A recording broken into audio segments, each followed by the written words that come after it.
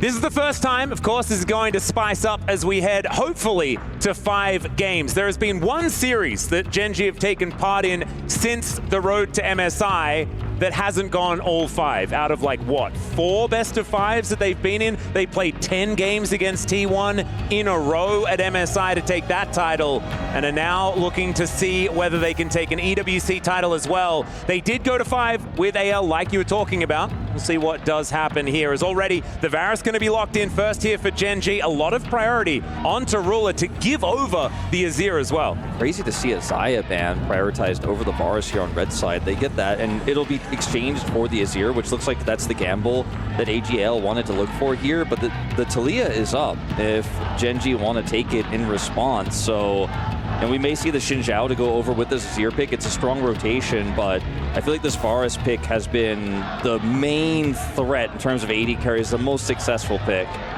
Yeah, I mean, in terms of big picks here at EWC specifically, it's been Varus. It's been a lot of Pantheon focus as well in the bans. The Azir coming through for Shanks. It's good to take away from Chovy, but as you mentioned, I feel like Chovy's best champ many times the Azir has been Taliyah, so may have just kind of walked straight into that one. We saw the EU Maokai before. We're going to see it from Canyon here, an old favorite from him, and Chovy immediately slamming down the Yone. This is a really strong setup for GENG because remember the Rumble is also still up. I think that ban is going to definitely get a look in the second phase here for AGL as they're looking for that final pick. They could lock it in here as their third pick, but that would give up jungle. I actually like taking this Alistar instead. You know, it's a strong pick for the lane and is going to be incredibly powerful for those team fights, and it's a pick that you're never going to get your hands on if you don't grab it here. Yep, bunch of answers now available in the bans as well if they want to go there. And have GENG been scrimming against EU teams? Is that the thing? Because we know the Maokai is still very popular over there. That's the one region. Maybe MKOI and G2 have been giving them some ideas. Well, you know, T1, as I think it was Finn was pointing it out on the desk, they were playing the exact comp that AGAL were playing just yesterday. So maybe GENG, after playing up against G2, take a little bit of learnings from that. I think that's not a bad idea.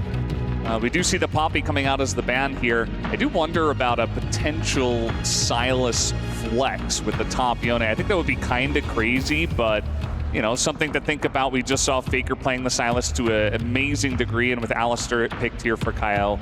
Could be a consideration. I'm not expecting it, though. It's definitely a consideration for sure. The Poppy pick makes a ton of sense here, or Poppy ban, rather.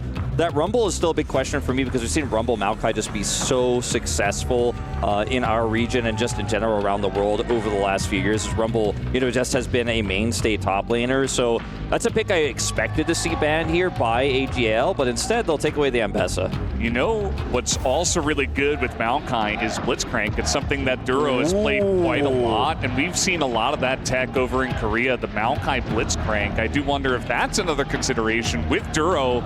Maybe not the best into the Alistar, but there's going to be a lot of other picks that you could look at. It was the GENG special, but it wasn't Duro, right? Well, it was Duro and Lehens. Like, both of them actually have played this, you know, even with 2 different sports. Now, the Rumble will be taken away here because the pick priority does go over to anyone's legend here, so it's just going to go into Flandre's hands. So there's a lot of really strong scaling damage here in the side of AGL, but what they are missing is a strong front line, and you know, the Alistar can help shore some of that up here, but I do wonder what we are going to see to round this out in the jungle. Something crazy could be a flex of the Maokai to the bottom lane, right? And then you could pick something a little bit more aggressive in the jungle if you would like to. There's some crazy things that you could get done there, but the K'Sante, Keen Sante, going to be coming in as the answer against this Rumble. And I was thinking that maybe like you could have done a rotation here of like Ornn Trundle, for example, and then you could have really shut down what this Rumble wants to do, as of course the Rumble doesn't have the greatest time against the Ornn. This is kind of an awkward spot here for support. With no Poppy, I guess they'll just go for the Rakan, but doesn't feel like you really want a range support here. You want a little bit more engage. Damage is going to be somewhat of a concern here for GENG, especially if they go lethality on this Varus. But this Trundle it's so devastating. It is incredibly strong now that the K'Sante is locked in. and it feels pretty free. I have to say, like, I thought GENG had all the cards at the beginning of this draft, but as we've gotten deeper and deeper into it, it seems like Anyone's Legend have really just gotten a draft that scales incredibly well, had some frontline issues, but that's somewhat mitigated by the Alistar Ultimate, by the Subjugate. This Trundle's going to be a menace on the front line, and Jin is going to have so much space to work with.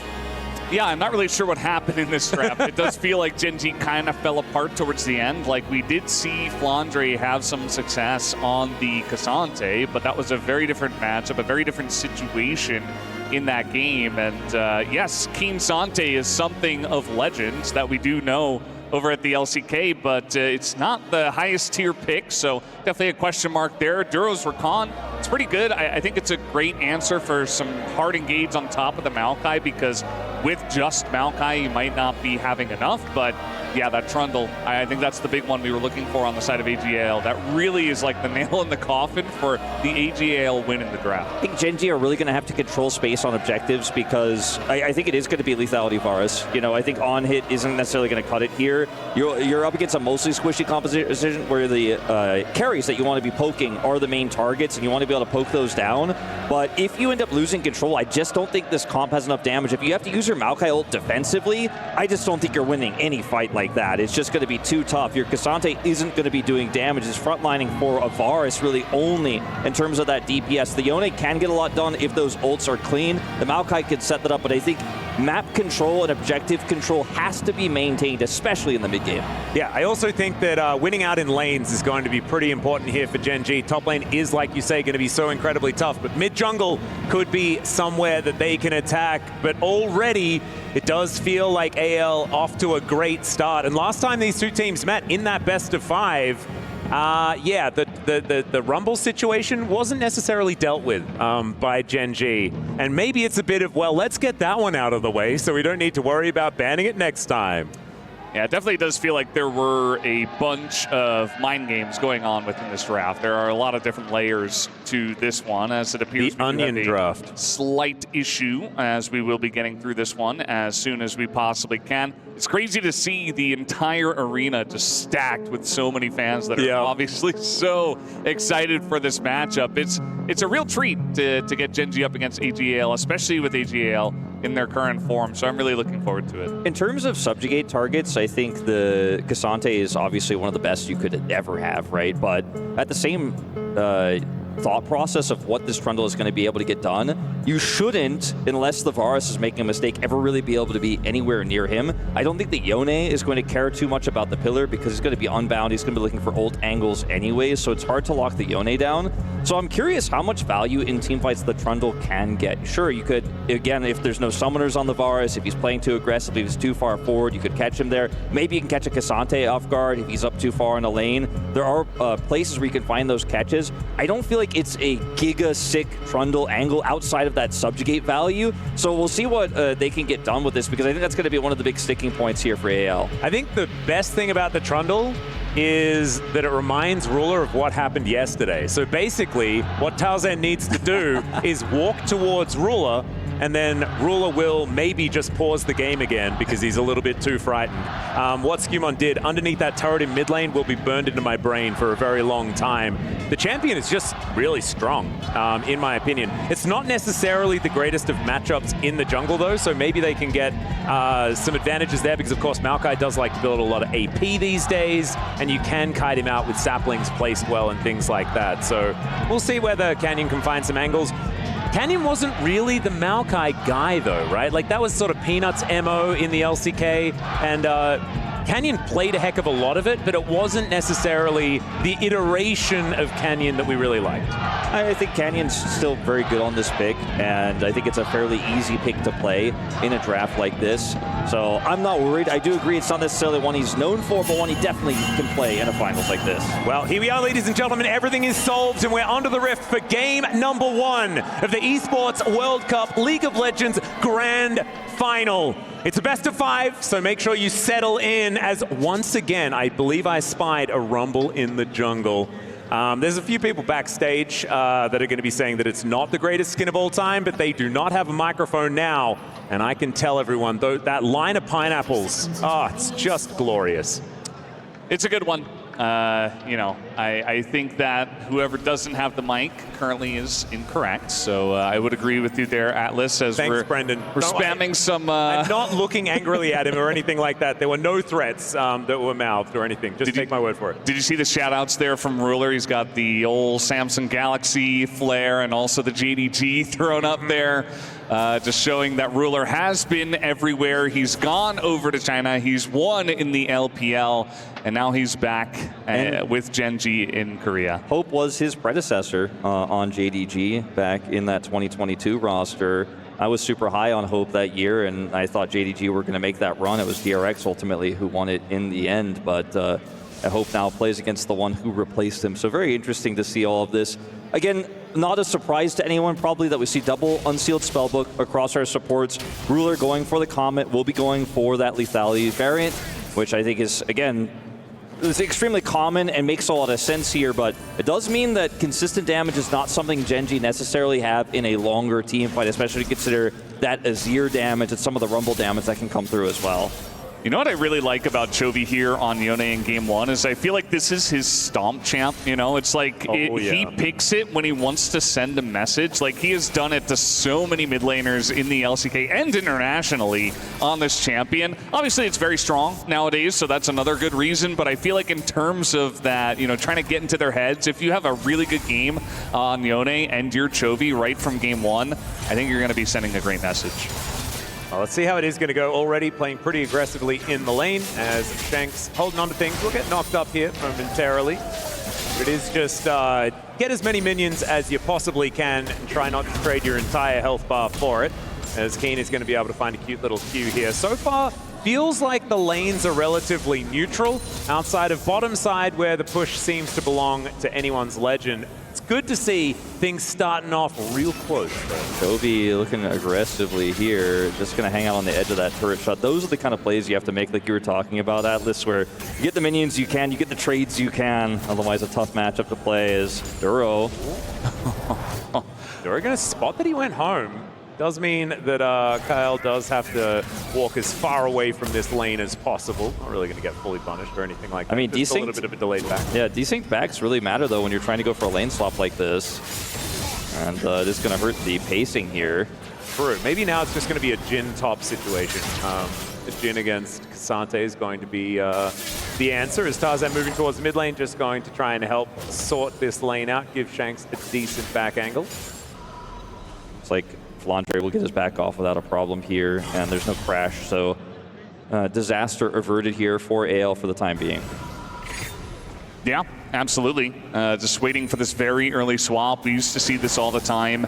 At 3 minutes, 30 seconds, you just want to make sure you have better matchups in your lanes. I forget who it was we were talking to on the desk, but they were just saying, like, you really want to go for the swap immediately when you feel like your top laner is going to have a better time into the the duo. I think it was Busio, yeah, who was talking about that. So in terms of specifically going for lane swap timings, definitely want to get that Jhin away from the Varus, who can be an annoying lane bully, but also feeling like Keen won't have as good of a time in the 1v2 as Flandre will. Flandre losing a little bit of farm here. You could see that's starting to add up in the top CS difference, even though they're not laning against each other. But did not have to use his teleport to get to the lane, so is still holding on to that one. Keen, obviously, same story up here on the top side, has not completed his first back just yet. Kind of awkward. The Keen is sort of just there on an island trying to get as much experience as he can. He's well and truly zoned away from actually killing any minions, but I think is in experience range. Trying to do the same thing on the other side of the map is GENG to Flandre, so it's going to be some pretty low econ top laners, I think. Which does favor the K'Sante, you have to think. I mean, K'Sante does a lot with a little. Rumble is going to need those items a lot more. And Keen is happy to just not even take a back here and sit in this lane. He is soaking a lot of that experience, even though it's lower eco than otherwise. He's about half a level up on Flandre as Shanks. Yeah, Shanks level 5, actually taking so much damage here. There's the flash out. One more auto before the snapback would have been death, and Chovy not even going to invest the flash. Shank's gonna have to go home and has a long walk back. I mean, you could see that both the junglers and the supports are kind of hanging around that mid lane because Chovy's creating so much action. And again, he's setting the tempo. He is setting the pace of this game, and he's saying, I'm going to control it on this Yone. He's like, yeah, melee into range, doesn't matter. I'm playing Yone, it's OP.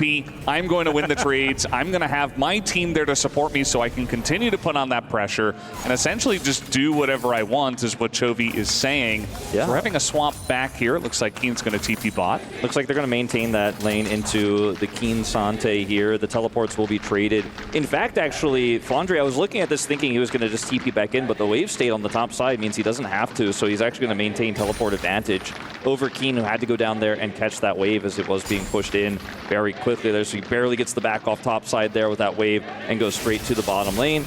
Hope and Kyle will go down and match him. But yeah, like you guys have been talking about, this Chovy lane pressure that's been generated is exactly what you want to see. Gives you hope that this Yone is going to hit the mark in these upcoming team fights. Speaking of, we're a ways away from one right now with no dragon control really to either team, and the Grubs aren't spawning for another minute 30 as Keen, level 6. Yeah, he just takes a beating, and he's just kind of okay. I guess the the Negatron Cloak helping more than I think it had any right to. At that point in time, is still retaining a decent CS advantage as well, as we've seen that combo before. This time he's going to be able to eliminate it, as that's an all-out. This is 1v2, Keen. What are we doing? This guy's absolutely insane, but he's getting away with it, absolutely. We'll be able to dash away. Deadly Flourish is going to slow him down, but I don't know whether you'd want to stop him from leaving, Hope. It was looking dicey. Yeah, I just feel like that's why I was talking about earlier, the reasons why you would swap. I feel like it's actually a better situation for GENG because Flandre's having a lot of trouble into the Rakan and the Varus with unlimited sustain and the insane damage from the Varus, but the Jhin and the Alistar don't do anything to Cassante. They can't stop him, and we've seen Cassante be one of the best lane swap absorb champions, even before lane swaps were massively nerfed, but we'd see them at level 1. This was Keen's life for like a year, right? And he's winning it this time. He's got so much practice with this, and the Lethality Varus with the Dirk in hand here is just going to smash Flandre there on the top side. The sustain you mentioned from those Rakan Qs is going to come through, and so they get to steal some of the jungle away, set up some of those deep wards there on the top side of the map, but GENG control of both sides of the map right now feels fantastic as Grubs have spawned. Yeah, Canyon looking to try and contest this. Full vision available to AL. Canyon walking on forward. Should be able to watch this first one go down. We'll see whether that's all AL can get, although they are still in this pit. 4 versus 3 for the moment, but Ruler is moving over there. Flandre, level 7, does have Equalizer at the ready. This is a dangerous fight for GENG to take. As Ruler throws out the ulti, it's going to be met with Tarzan's flash. And Hope really speedran the curtains there. They were closed, and then they were opened, and then they were closed again pretty immediately. Yeah, not the greatest fight setup there for AL. It's really desperate, but I think after Tarzan flashes, you know you're going to have to give at least 2/3 here of the Grubs, and taking a fight follow-up after that is just not going to be possible. You were talking about this in the draft, Wolf, just giving over Varus essentially in trade for a Xayah ban. You're like, okay, we want to ban Xayah, we'll give you Varus. But Ruler, with his Varus, it feels like he's run the lane, and obviously Chovy's done a really good job in mid as well. So now they can just kind of roam the map as a 4-man unit and take whatever objective they want. Like, Hope playing this Jhin right now has 0 impact compared to the Varus in these team fights. And yeah, he was just being bullied essentially by Chovy and Duro, who weren't allowing him to do anything. So GENG get 2 Grubs and they get the first Drake. So off to a great start there. It's just the objective control that is so necessary for this GENG comp, but they are very strongly holding tightly onto in this early game, just through lane pressure alone. As Duro is on this controller here lurking, I don't think he'll find any opportunities, but does hit level 6 here. Can just get some deep vision on Tarzan's pathing. And that's going to be the end of that, but just going to wrap his way all the way around. Yeah, this is looking a little bit weird. Yeah, I'm starting to get a little, I'm like, what's his plan? He just wants to get as much information as possible. They do kill his ward immediately, though, as the lane assignments are kind of interesting. Chovy now laning up against Flandre towards that top side, as Equalizer was actually invested just a little while ago. Not entirely sure. I think it was probably just to eliminate a minion wave, as Duro is following Tarzan here towards the top lane. Chovy says hello to his former jungler from Griffin and does do a whole lot of damage. Snaps back to that soul. Flandre was just unable to really help out. So it's just a sacrifice of 50% of Tarzan's health bar. Thankfully has the King's Tribute to get that health back. That Keen has into this Rumble works into the Azir as well. So he's actually just sitting here chilling going, well, I've got all this MR. It's hard for you to put a dent into me, so I can continue to trade with you. And Chovy is also just happy to trade into Flandre here because he can snap back when the Flame Spitter comes out, when the silence comes through, and just avoid that damage and take these aggressive trades. We're going to see that TP here from Shanks now as they try to swap away from him. We'll be able to catch the wave, but GENG have had so much vision on the top side of the map. Like, Duro can make those plays where he's just surfing through the jungle and dropping wards everywhere because he can see literally everything. There is no risk whatsoever to what he's doing. And GENG, look at the wards they have all over the map. Like, they have so many. The top lane is insane. It's just a Christmas tree. Yeah. Yeah, it's not the first time GENG have done this. I think there's a reason why their macro game is considered the best in the world. As Duro in a little bit of trouble here. He's got a lot of players on him. The combo is Hope throwing down these bullets. Not quite going to land any, but they didn't need them because Tarzan has teeth, and he's able to take a chunk out of the Rakan. And that's first blood. It's kind of insane that it is 11 and a half minutes into the game, and I feel like there's been a lot of stuff that's happened, but that is the first kill that we've actually had. It feels like a caster, Chris, but I feel like it's almost also this sort of caster explanation we gave, because he had so much vision topside, he can make those plays, right? He can be anywhere he wants. On the bottom side, not so much. They find him, they kill him, he's trying to get wards on both sides of the map, and he's punished. Yeah, you got to be careful. I feel like Duro, sometimes on Rakan, you can feel immortal, right? Because your amount of mobility that you have is just insane, right? You can hop to allies, but he was alone, so he couldn't hop to allies. He used his W, and then he just got caught by the pillar, so you're just kind of out of options at that point. So Duro, you know, still very much a newer player compared to at least his teammates. And maybe a little bit of a rookie mistake there. Got to be careful about that. Still a very close game at this point, though. Yeah, and I think holding onto the Flash, an interesting choice there as well. Not a whole lot to fight for right now, but a fight around the Herald, something like that, somewhere that a Rakan can get a whole lot of value in. So we're going to check this one out one more time as, yeah, the Deadly Flourish placement just glorious there from Hope. Even if the bullets didn't necessarily land, it didn't matter. He is able to deny the kill onto the Jhin. That movement was pretty good there, so it's still significant that that doesn't go over to Hope, because that's definitely what they would have rather had. It's not the end of the world that it goes over to a Trundle, still valuable, but that was well played by Duro. I think that's why he commits the ult there. It will be back up for the objective. Doesn't commit his flash, though. Knows that extra movement should be enough. Yeah, and sometimes at tournaments, some players just, they have this ability to just, they're like a magnet. Like, all the kills go towards them, and it feels like Tarzan, he's always in the right place at the right time. Him and Flandre have been the big names from this team that we've been mentioning over and over, but Tarzan is just part of everything, right? He is the core of this team, and, you know, it's a little thing. It's just one kill onto a Rakan, but again, it's like this Trundle, you get that little bit of a fear in you that this Trundle's going to get super fed once again. Yeah, and Kane's like, stop feeding the Trundle, man. Like, I want to be able to build my tank items. I want to be comfortable. And if this Subjugate gets too scary, then it's going to become a little bit of a problem. As Chovy here towards this bottom side of the map, dealing with Flandre, continuing to do so. Tarzan was shadowing Shanks.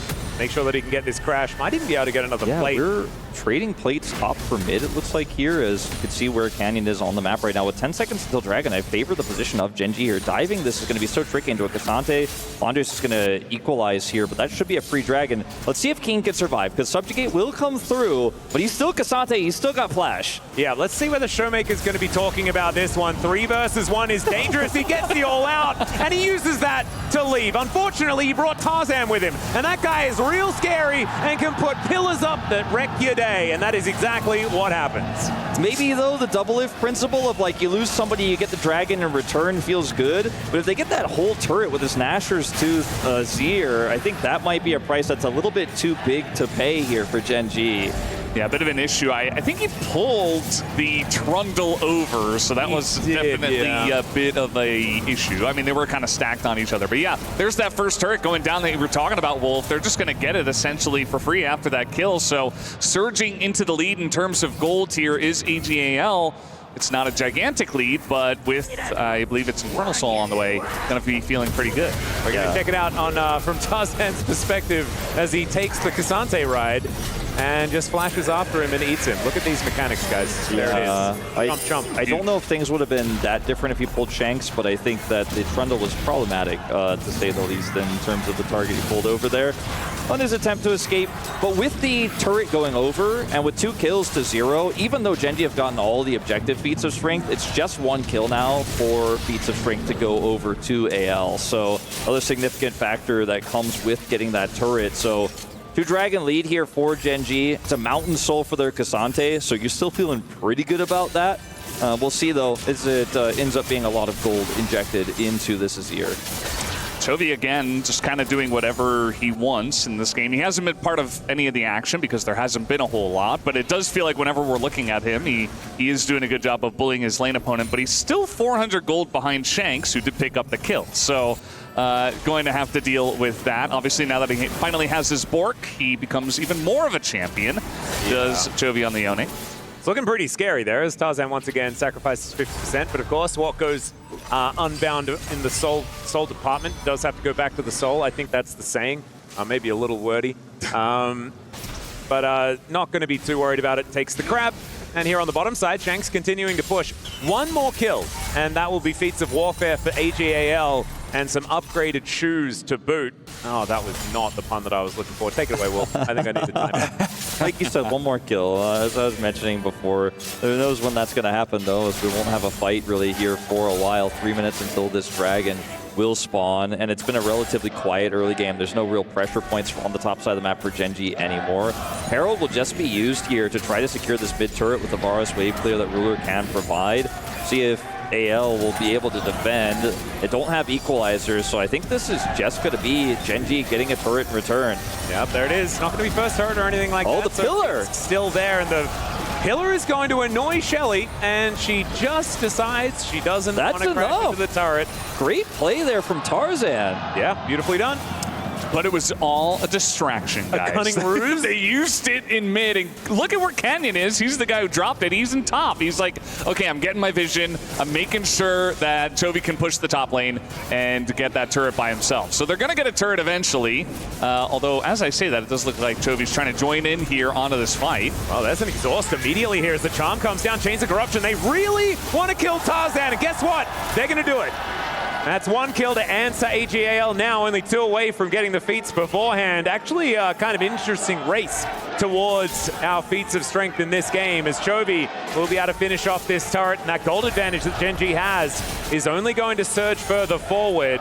Game is still extraordinarily close, but it feels like Genji's starting to come alive. They're starting to get back control of the map, right? Like Valdez was mentioning, you know, the charge didn't go off, but Chovy got the whole turret topside. They used Chovy's pressure there and the attempted defense of the turret to get deep vision into the red buff and then look for the fight there. And Genji just kind of end up getting 2 swings there in mid and top lane off of the Herald that didn't even crash. Still incredibly valuable. This is the oppressive macro Genji that we talk about so much that feels like hasn't been that relevant in this tournament. We haven't seen it too much, and it's only a small gold lead here. It's minuscule. And we're talking about 1,300 gold here, but Genji at the same time, like, have really never given AL any core in this game. They've just constantly been in control of the tempo. Yeah, it's very nice to see Genji getting right back on the horse after a little bit of a shaky series up against G2. I like what Arnold was saying on the stage earlier, how Chovy went back and he's like, we're not playing our game, guys. We're better than this. And maybe they've come in with that kind of fire and that energy for the grand finals here for EWC League of Legends. There's a ton on the line, obviously. And it's very nice for us to watch Genji at their full form because I think that's where we're going to get the best series. It's been really hard for Hope to farm in this game, too. Look at how far behind he is in terms of Ruler's farm. Ruler just constantly clearing these waves. Yeah, Tarzan feels like he's found an angle. They stand in front of the ulti, but Duro going to make his way down. It's the double charm to save his mid laner, and Kyle couldn't find the angle. Now he might be needing to press that ultimate button to keep himself alive, and I don't even know whether that's going to be enough as the will is indeed broken. and in goes Canyon. He thinks he's found the angle. Still has the Bramble Smash, uses it, has to get the heck out of there as Duro is at least able to battle dance his way around. One knock-up onto Tarzan, and he has to flash to get out of the way of the chains of corruption. Keen's found his way in to see what the heck's going on, but he's a little bit late as GENG, they take the 1 kill, and they look to answer it with a dragon. This is such an important time, and we got the dragon up, we got the Otacon up right here, and they massively overextend to try to kill Chovy, who is Yone with flash. They're not able to do so, and AGL don't have their jungler. Oh, the curtain call comes in though, and Canyon will be taken down. That's the feats of warfare to come in as Hope misses the 4th bullet, but that may not matter as the flash out from Keen shows that GENG, they just need to run. The harpoon comes in from Flandre, but there is still a turret down here towards the bottom side, and GENG should be safe for now, but are they actually able to fight for the Otacon? Yeah, 20 seconds on Canyon. Is so critical, as you mentioned, Valdez. Chovy has TP, he's going to back here, and I mean, contesting this, I think, is just not realistic. Look at where the TPs are going. They're looking to actually get a top inner and that mid turret instead here. I think this is a wise call from GENG, given the game state here. Fortunately, Ruler doesn't have a big wave here, but can clear this one practically instantly. But watching the fight again, like you said, it's a Yone that they're collapsing onto. Already unbinds here, and that's why Shanks says, okay, I'm going in here. Looks to interrupt the ult. The pillar placement is good. They force the flash, but it's Duro who does all of the real heavy lifting here. Kyle gets charmed there at the last possible second on the ult, and GENG rotate over. This could have been a lot worse here for GENG if that play from Duro isn't as crisp. Yeah, absolutely. I mean, Duro's there. I feel like AGL, though, the only way they get Chovy is if nobody's there and it's a 3-on-1, so a bit of a low probability look potentially. Does not work out for them. I guess towards the end of it all, it kind of does, because they do get that Otacon, but it is a 3rd Drake here for GENG, and that could be potential Mountain Soul on the way here in 3.5 minutes. Yeah, and they do end up getting that damage done to the turret here on the top side. Okay, it was a little bit less damage than I expected. It was hidden there by the Rumble Porch, but I thought they got like half of it. Mid turret did go down, though. Ruler was able to clear that one up, so they went for the double TP play there. They were able to get a lot of map control on the top side after this. But I think the Mountain Soul point is incredibly valuable with the lead that you already have here as GENG. And Keen is just going to be such a monster in this game. Not to mention the fact that he built the Force of Nature. Yeah, that's so rare. Really, really interesting, because yeah, we don't see this item ever, but it's actually kind of good into the Rumble and the Azir. Of course, a lot of little magic damage happening all the time is how you stack it up real fast. It's not necessarily like the best statted magic resist item, but if you're ever going to build it, this seems like the place to do so.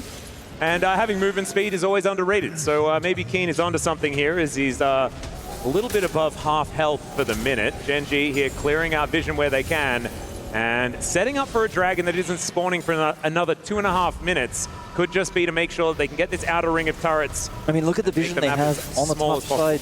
Still, Atlas, like, they have vision in the control ward there, in the entry to the Krugs. They have deep vision there behind the red buff. Like, everything that Tarzan is doing is known. Like, they could see him here as he rotates through his jungle. So Ruler backs up, lets the wave push in mid. They get that bottom outer turret. Chovy can continue to pressure onto Shanks. And they just are trading, like, okay, when you guys are clearing that vision top side, we got the vision bottom. By the time you come to deal with that bottom vision, we're going to put that pressure back up top side. And this has kind of been the rinse repeat during these downtimes between objectives we've seen from GENG. I've got a theory. Yeah? All right, so what if AGAL are actually giving up Mountain Soul because it'll give more defensive stats over to GENG, so it doesn't matter who Tarzan subjugates. He's going to get so many defensive stats. Wow. Just think about it for a minute. Yeah, I think if you give me Gigamind Atlas here. Yeah, if you give me like a 10-page paper by tomorrow on that, I'll consider your theory. You know what? I think I'll pass. I don't know whether I could sell it if it's actually going to be documented. I'm happy to say it, though, to as many people who are willing to listen. It's all right. Going back. GENG, like we mentioned, I'm trying to figure out why, you know, they've been allowed to get so many dragons, but I think it was mainly because they prioritized that over the Otacon later on. So will it be the soul that's actually going to be picked up here in a minute's time for GENG? As right now the control of the map dictates that perhaps they can. But AL have been grouping and team fighting really, really effectively. Yeah, it just feels like GENG have been winning in the macro game little by little. There have been a lot of you know, plays around the map where like Chovy's getting the top lane turret, or they're able to put a lot of pressure on so that they can sneak away a dragon. I mean, they even got the 2 Void Grubs as well, so certainly a lot of little things going their way bit by bit in this game. We do have the Baron about to spawn, but I think this game just a bit too close, and obviously the Mountain Drake is going to be the more important objective right now in about 20 seconds. Like I said before in the draft, like GENG can never let objective control go. Like they always have to be the ones who are defensively set up on it, sieged up on it, and they just always have been, like every single time. And I mean, once again, this Maokai could just keep everyone at distance, and AL have just been sitting back, losing vision, and letting GENG run the map, and that is just going to continue here. And when Ruler has this much vision to work with, and they're so hard to collapse on, look at how much damage he can do poke-wise here in the neutral. He just sits back and free fires, and Chovy can start the Dragon up by himself, and good luck crossing that Nature's Grasp. And Ruler has been getting every advantage from the leads that GENG have put together. He has the biggest lead in the game. Look at Duro's angle. This Mountain Soul is just gone. Even though the Chains of Corruption don't do anything, there is nothing more that they can get done as Kyle has to ult, but he's down so incredibly low. They're trying to play it defensively, but Keen's going forward. Ruler untouched, but Keen gonna have to get himself out of there as the Mountain Soul comes in, and now GENG are one step closer to immortality in this game. You know, there's not a lot of things that are free in life, but that Mountain Drake, that Mountain Soul was so free for GENG. They had immense vision control. There was no entry for AGL at all. They the had Maokai they had to run into with all the treants, it was just way too much for them. They had a Cassante blocking the entrance. They had a Nature's Grasp at the ready. They had Chains of Corruption, which didn't land. They had Duro on the angle, so he can set up a charm to deny any entry. You were just never going to get close. And by the way, the whole time, Ruler is just chucking damage at you while you were considering how you're going to approach. He just hits you again, again, again. 3-item lethality. Varus, 2,000 gold ahead of his opposition. And GENG just hunkered down and said, that's mine. 4 Drakes to 0 in this one. And even though Otacon went over, it's a relatively low pedal game. We're looking at Chovy a whole level up on his opposition here in Shanks. It feels like GENG are the ones who are holding the Otacon.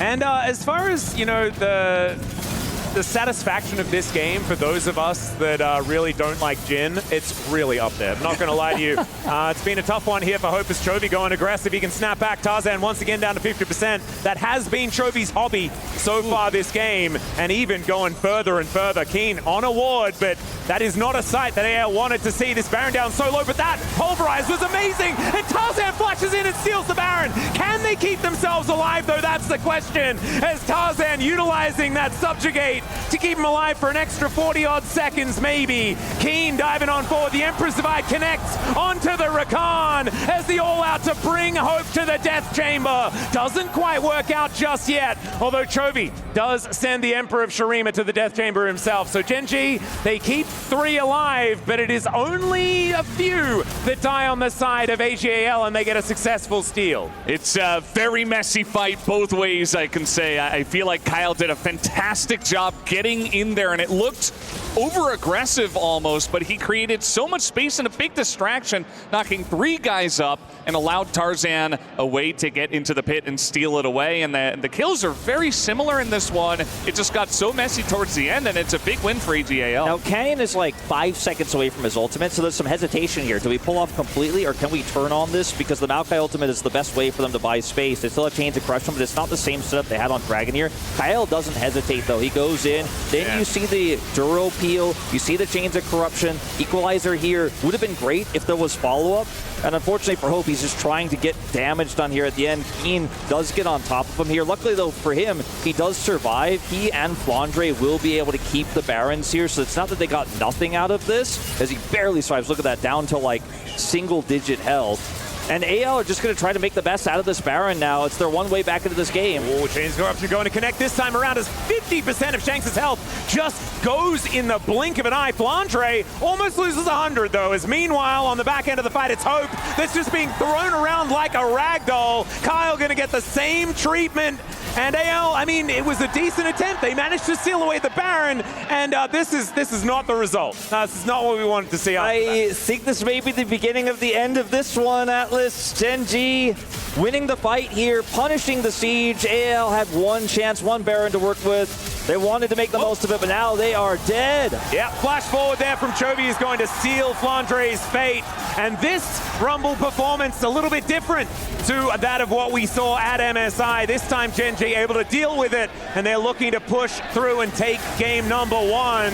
Shanks going down low as there is the attempt to knock up from Duro. It is going to get the Zonya's out of Shanks, but Keen is just having the time of his life, manages to take down the Azir, and Chains of Corruption flying around, and they can go to Narnia. They don't need that to do the damage. As Kyle, fresh out of the death chamber, but he's going to be going back. He left something there, I think.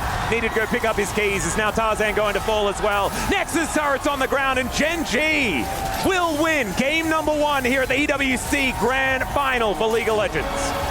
Absolute masterclass here in this first game. Just great stuff. GENG is back in form here and declaring it in game number 1. AGAL, some nice moments where they were nearly able to come back. Nice Baron steal, but that over push in mid, and they just get caught by the Chains of Corruption by Ruler, who was having a fantastic game the entire time. And they just fell like a house of cards. The big story for me, Valdez, is the amount of vision control GENG had this game.